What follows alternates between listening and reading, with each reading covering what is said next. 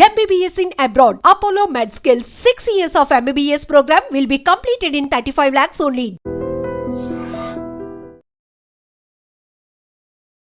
Big breaking ఇది.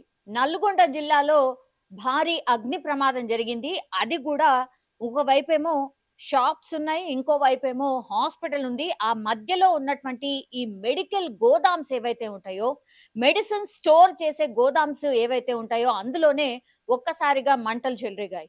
అది దగ్గర దగ్గర ఒక 11, 12 గంటల ప్రాంతంలో, అంటే ఈ రోజు మార్నింగ్ 11, 12 గంటల ప్రాంతాల్లో అగ్ని ప్రమాదం అయితే జరిగింది. వెంటనే అగ్నిమాపక సిబ్బందికి సమాచారం ఇచ్చారు. ఎందుకంటే పక్కనే షాప్స్ ఉన్నాయి, అట్లాగే హాస్పిటల్ ఉంది స్పెషల్లీ. సో పేషెంట్స్ ఉంటారు, చాలా మంది ఇన్ పేషెంట్స్ కూడా వస్తూ ఉంటారు, ఐసీయూలో ఉన్నటువంటి పేషెంట్స్ ఉంటారు. కాబట్టి ఆ పక్కనే షాప్లు అండ్ హాస్పిటల్ ఉండడంతో వెంటనే అగ్నిమాపక సిబ్బందికి సమాచారం ఇవ్వడంతో అక్కడికి అగ్నిమాపక సిబ్బంది అయితే చేరుకున్నారు. కానీ అందులో వాటర్ లేకపోవడంతో పూర్తిగా స్థానికులైతే వాళ్ళని కొంతమేర అదేంటి, అగ్నిమాపక సిబ్బందికి సమాచారం ఇవ్వగానే అసలు వాటర్ లేకుండా ఎట్లా ఫైర్ ఇంజన్స్ ఉంటాయి, అండ్ అగ్నిమాపక సిబ్బందికి ఈ వాటర్ లేకుండా అసలు ఎందుకు రావడం అట్లాంటి స్పాట్స్ కి? మీ మీదనే ఆశను పెట్టుకొని ఉంటాం కదా.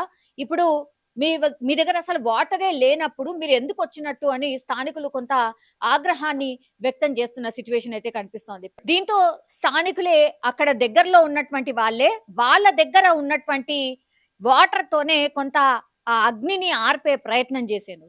సో ఇది ఒక రకంగా అక్కడ నల్గొండలో అసలు ఏం జరుగుతోంది? ఫైర్ సిబ్బంది దగ్గర నీళ్లు లేకుండా వీళ్ళు ఫైర్ యాక్సిడెంట్ జరిగితే ఏం చేద్దామని వచ్చిండ్రు అని స్థానికులైతే పూర్తి స్థాయిలో ఆగ్రహం వ్యక్తం చేసినటువంటి పరిస్థితి. ఇంకోవైపేమో ఇప్పుడు ఈ గోదాంలో మెడికల్ కి సంబంధించిన మెడిసిన్స్ ఉన్నటువంటి గోదాంలో అగ్ని ప్రమాదం జరిగింది కాబట్టి పూర్తిగా చాలా ఎక్కువగా ఈ స్మెల్ కావచ్చు, దగ్గరలో ఉన్నటువంటి ఈ నివాస ప్రాంతాలు అనుకోండి, లేదంటే షాప్ వాళ్ళు అనుకోండి, హాస్పిటల్ వాళ్ళు, పూర్తిగా స్మెల్ చాలా ఎక్కువ రావడం, మంటలు కూడా కళ్ళకు మంటల్లాగా అనిపించడం, అట్లాగే భయంకరంగా స్మెల్ రావడం, అక్కడ ఉండలేని పరిస్థితి ఉండడం. సో ఈ అన్నిటి నేపథ్యంలోనే స్థానికులే వచ్చి ఆ అగ్నిని అంటే పూర్తిగా చల్లారే ప్రయత్నం చేసిండ్రు తప్పించి, చల్లార్చే ప్రయత్నం చేసిండ్రు తప్పించి, అక్కడ ఫైర్ ఇంజన్ వచ్చి కూడా పూర్తి స్థాయిలో వేస్ట్ అన్నటువంటి మాట కూడా చెప్తున్నారు.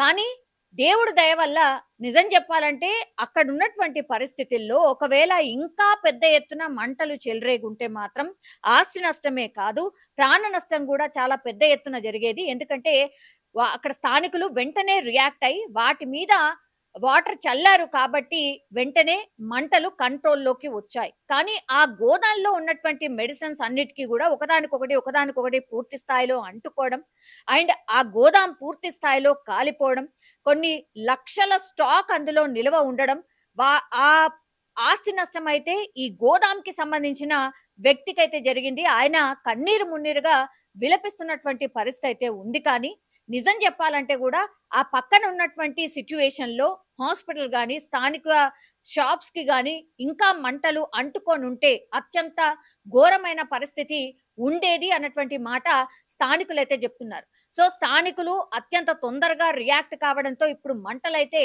కంట్రోల్లోకి వచ్చాయి. కానీ ఈ మెడిసిన్ కి సంబంధించిన గోదాంకి ఒక్కసారిగా మంటలు అంటుకున్నాయి కాబట్టి ఇంకేదైనా జరగొచ్చా, ఇంకేమైనా అవ్వచ్చా అన్న భయాందోళన మాత్రం ఆ చుట్టుపక్కలైతే కనిపించింది. హాస్పిటల్ సిబ్బంది అండ్ హాస్పిటల్ కి సంబంధించిన యాజమాన్యం కూడా ఎలాంటి పరిస్థితినైనా ఎదుర్కోవడానికి సిద్ధంగా ఉండాలని వెంటనే అలర్ట్ అవ్వడం, ఒకవైపేమో మంటలు ఆర్పే ప్రయత్నం ఒకవైపు జరుగుతోంది, ఇంకోవైపేమో పక్కనున్నటువంటి హాస్పిటల్ ని మరి లోపల ఉన్నటువంటి పేషెంట్స్ ని షిఫ్ట్ చేయాలా, బయటికి తీసుకురావాలా అన్న ఆలోచన కూడా స్థానికులైతే చేసినటువంటి సిచ్యువేషన్ అయితే కనిపిస్తోంది. కానీ ఇంత టెన్షన్ నేపథ్యంలోనే ఆ మంటలు ఒక్కసారిగా ఎగిసిపడ్డాయి. కానీ వెంటనే చల్లార్చే ప్రయత్నం చేశారు కాబట్టి ఆ మంటలు within half an hour to 1 hour కంట్రోల్లోకి వచ్చింది. కాబట్టి హాస్పిటల్ సేఫ్, అట్లాగే పక్కన ఉన్నటువంటి షాప్స్ అయితే సేఫ్ గా ఉన్నటువంటి పరిస్థితి. కానీ ఇప్పుడు మంటలు అంటుకున్నటువంటి గోదాం మాత్రం పూర్తి స్థాయిలో అంటే పూర్తి స్థాయిలో కాలిపోవడమే కాదు, బుగ్గిపాలైపోయినటువంటి పరిస్థితి అయితే కనిపిస్తోంది. నల్లటి పొగ కావచ్చు, ఆ తర్వాత స్మెల్ వల్ల లోపలికి కూడా వెళ్ళి మంటల్ని ఆర్పే ప్రయత్నం కూడా చేయలేకపోయారు స్థానికులు. అండ్ ఇంకో వైపేమో ఈ ఫైర్ ఇంజిన్ లో వాటర్ లేకపోవడం.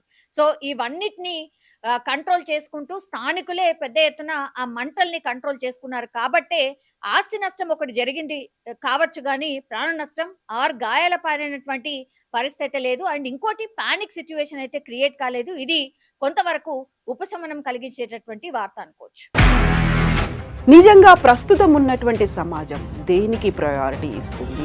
ఆర్థిక సంబంధాల చుట్టూ మాత్రమే తిరుగుతోంది.